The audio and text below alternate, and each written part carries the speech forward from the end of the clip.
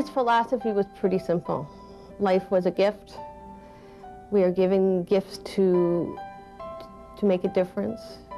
It's important that each person make a difference. We're all here for many reasons, but you should take the gifts that you have and give them generously.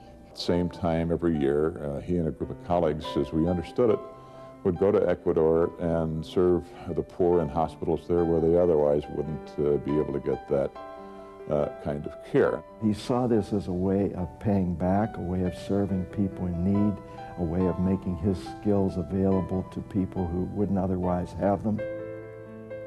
It was a bright, beautiful day, and I can see Sarah coming down the steps, and she saw me and she smiled because she was glad to see her minister, and then she looked over my shoulder and saw these other two doctors and immediately knew that I had come for another reason, and she screamed and said, "Oh no."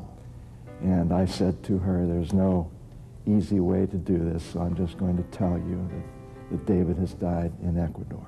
I remember holding onto the stairwell and just screaming. And I looked at Carl and I said, "What am I going to tell these children?" And he said, "Sarah, when they're sitting in front of you, the words will come."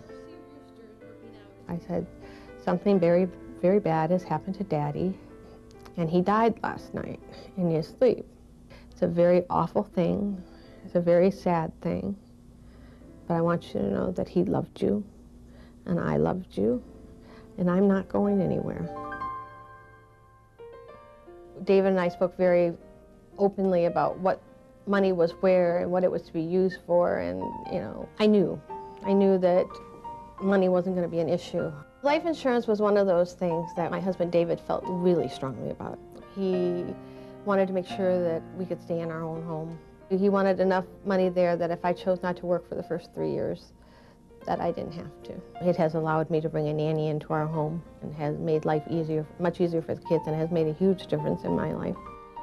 There was a great comfort knowing that we had done this, and the best gift any person can leave for their family is to take these steps, and they're not always easy steps to take, to sit down and decide what you're worth and what it's going to take for your family to survive without you. Dave had always taken care of us, and he continues to do that. 2, 3. I miss him when I wake up in the morning, and I miss him when I see my children asleep. Every night I go in there and I think, wow, boy, am I lucky. Look what he's missing.